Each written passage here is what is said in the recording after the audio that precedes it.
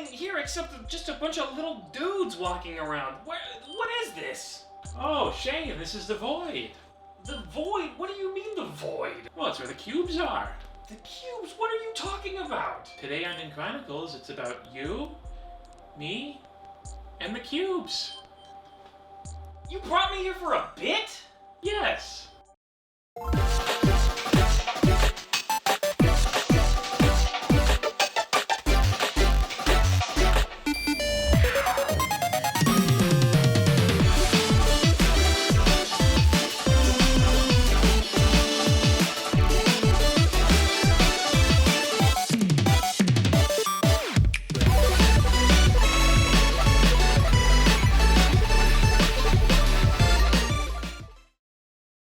You, Me, and the Cubes is a puzzle game released as a WiiWare download in 2009.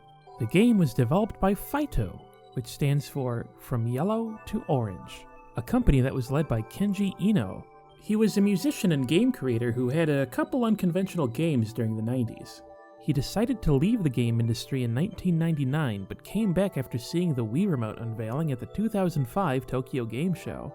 He was so intrigued by it that he ended up making his own Wii Remote to experiment with. Now, tragically, Kenji Eno passed away in 2013 due to heart failure at the age of 42. And this is the only game of his that falls into the scope of this show.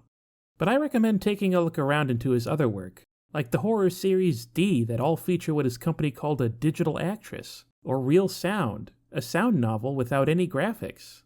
The list of games he designed may have been short, but they're certainly unique. And with that, let's get back to his final game, You, Me, and the Cubes. The game consists of you throwing humanish beings called Phallos onto cubes. Every time you shake the Wii Remote, you birth two Phallos into this world. You have to fling both at once, so pick two spots and hope they stick the landing. The cubes are prone to shifting around, so you'll need a keen sense of balance. Phallos will usually attempt to help each other if they see one of their own struggling to stand up.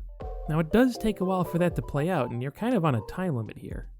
If a Phallos falls, you'll get a 5-second penalty along with the devastating guilt that you let this happen. What's wrong with you? These things are like 2 seconds old and you did this to them? Come on. Once you hit the target amount of Phallos, a short judging period begins. And if everyone is still hanging on, you pass. Then another cube is added on. Then another and another, all the way until you get a 6-cubed monstrosity. Now, Phallos don't actually need to be stable during judgment, but the ones that are still struggling to get up will probably not be around to see the next phase. At least it passed, right? If you're having trouble aiming at the cubes, you can try rotating the camera, but don't go thinking you can pile everybody onto one cube. Every cube is going to need at least one follow on it before it goes onto the judging phase. Once you're done with all 6 sides, all the remaining Phallos are tallied. You'll be scored based on how many of them are remaining. A good tip for trying to keep the Phallos from sliding around is to try throwing them in such a way that they balance the cubes. This creates a nice play, and the Phallos who are part of it become extra stable. Twice in a row makes a very nice play. This will make the surface of the cubes all shiny and sparkly. Throw Phallos here to completely balance the whole structure. Ooh, that's handy. Alright, before talking about the other levels, let's poke around the level select screen. It's pretty creative. You're free to pick any level you want, and I mean it, there's no restrictions. If you want to jump right into the hardest stage, go for it.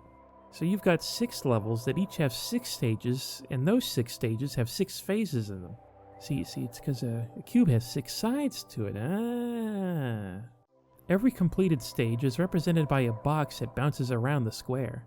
It becomes more and more stable with a higher score until ultimately becoming perfectly still. I'm not good enough to get that kind of footage, I'm so sorry. Another little treat here is that a little tune will play based on which levels you've completed.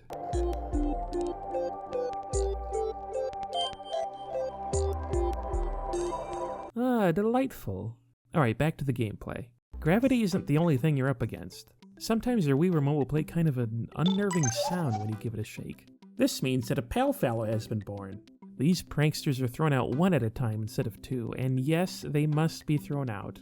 You can't just throw them off the stage, I'm so sorry. The rest of the Phallos can't see them, so they'll be up to no good trying to throw them off balance, or worse, off cube. To purge these pale people, set a Phallos to land on one when it starts to glow. You'll knock off the knockoff and even earn 10 seconds back on the clock. And naturally, we've got a bevy of different cubes to shake things up. Freeze cubes will stop the structure from tilting, which can be as beneficial as it is detrimental. Bounce cubes will bounce phallos that hit the center space. Help cubes have a moving green area that'll help everybody get back on their feet if you hit it. Push cubes will come with an extra cube that'll push your phallos off. Pulse cubes emit a pulse periodically, and if a phallo lands at the wrong time, they could get thrown out. Finally, we got the cap cubes. These have a limit to how many phallos it can handle. Don't try to go over the limit, that'll just make it pulse angrily. Oh, look at that, sometimes they come in random. Oh, well, have fun guessing what the limit is. You, Me, and the Cubes also has a 2-player mode. The first thing you do is pull a lever to decide how hard the level should be. Once you both agree to the difficulty, it's time to start. Each of you is controlling either the boy phallos or the girl phallos. Now remember, when you're playing by yourself, they come out at the same time, but that's not always guaranteed here, unless you work together. When you do, that's called a synchro fling, and it's a very important maneuver. Losing a phallo doesn't just get you a 5-second penalty. You see, POW phallos don't show up here, but in exchange you have to deal with the eerie shade phallos. These creatures are the phallos who fell down, seeking revenge on the ones that are remaining. The only way to get rid of these guys is by performing a synchro fling, so you better make sure that you work well with your partner. If you can make it to the end of the session, you're both judged on the amount of phallos remaining, amount of successful flings, and the nice plays you made. And as an added treat, the game will tell you how compatible you two are.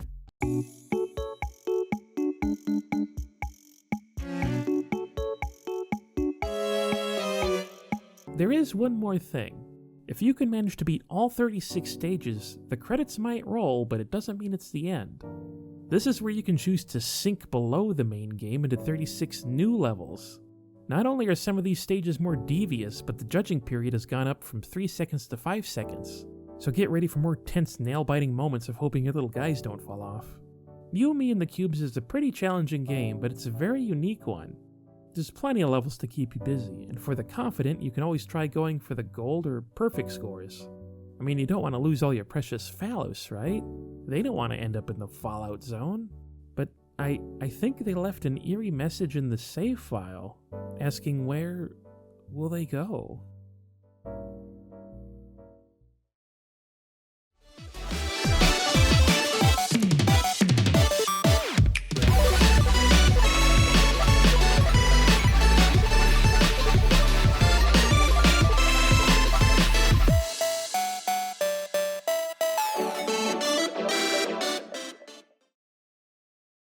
Today on Ninchronicles, it's about you, me, and the Cubes. You brought me here for a bit? Yes. It's the Cube, it's you, it's me. No, is it me and the Cube? And you know it's you, me, and the Cube, right, Derek? Oh, all right, Shane, I may have made a mistake. A mistake? You made a mistake? Burn the void! It's just a cube here. There's these people and now they're birds. Oh, and there goes Slender Man. You're talking about the Slender Man walking around, and it's just, it's. Wait, this is a green screen bit. I can leave whenever I want. No, don't do that. Don't do. Shane, you're gonna leave me here. I'm gonna be committed to the bit. Have fun in the void. Ah.